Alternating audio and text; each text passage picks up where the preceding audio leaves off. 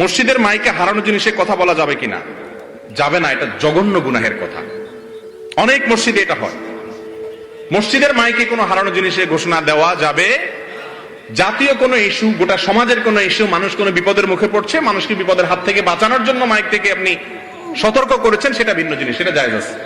কিন্তু হারানো জিনিসে ঘোষণা মসজিদ থেকে দেওয়া যায় না। নবীজি সাল্লাল্লাহু আলাইহি সাল্লাম বলেছেন, কেউ যদি মসজিদে কোনো হারানো জিনিসে ঘোষণা দেয়, তোমরা তার জন্য বদদোয়া করবে, আল্লাহ তোমার জিনিসটা ফেরত না দেখ।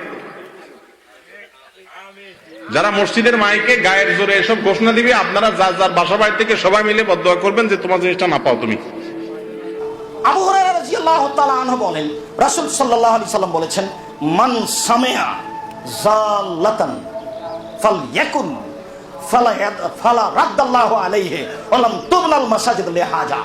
কেউ যদি মসজিদে শুনতে পাই যে হারানো জিনিস খুঁজছে, কেউ যদি শুনতে পাই যে হারানো জিনিস মসজিদে খুঁজছে, তাহলে সে যেন বলে, আল্লাহ তুমি এই জিনিসটা তাকে ফিরিয়ে দিও না, আল্লাহ তুমি এই জিনিসটা তাকে ফিরিয়ে দিও না, আল্লাহ এই জিনিসটা তুমি তাকে ফিরিয়ে দিও না। লাম তুবনা লিহাজা, মসজিদ এই জন্য নির্মাণ করা হয়নি। হারানো জিনিস মসজিদে অন্বেষণ খোঁজা হবে না। যে মসজিদে হারানো বস্তু তলাশ করবেন না। দাঁড়িয়ে গেল এক লোক, আমার মোবাইল হারিয়ে গেছে, আপনারা কেউ পাইলে দিবেন, নিষেধ। মসজিদের বাইরে করেন, বসানো করেন, মসজিদের ভিতরে না।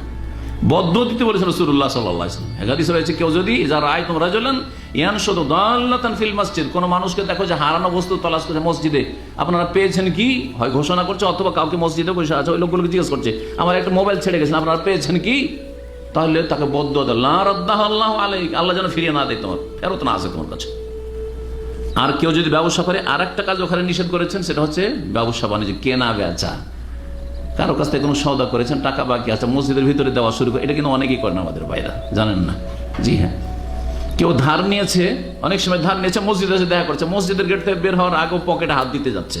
তা না বললেন, না না না না, মসজিদের বাইরে চলেন, মসজিদের বাইরে চলেন, তারপরে বের করবেন, আপনার ধার পরিশোধ করবেন। জি, কারণ এগুলো দুনিয়াদারির কাজ, এগুলো কাজের জন্য মসজিদে নয়। নবী সাল্লাল্লাহু আলাইহি ওয়াসাল্লাম বলেছেন যে, আর যদি কাউকে দেখো যে মসজিদে ব্যবসা করছে বা কেনা বেচা করছে, ফাকুলু, তোমরা বদদোয়া দাও, লা আরবাহাল্লাহু তিজারাতাকা, তোমার ব্যবসাতে আল্লাহ যেন মুনাফা না দেয়, লাভ না হয়, লস হয়।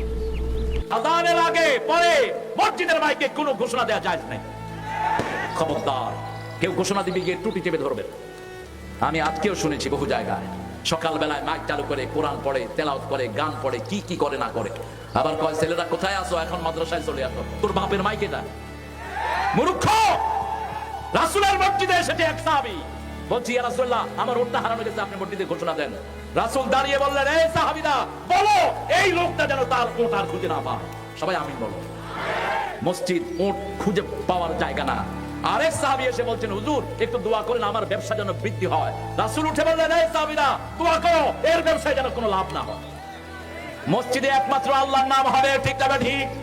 দুনিয়ার কোন মানুষের নাম বলা মসজিদে জায়েজ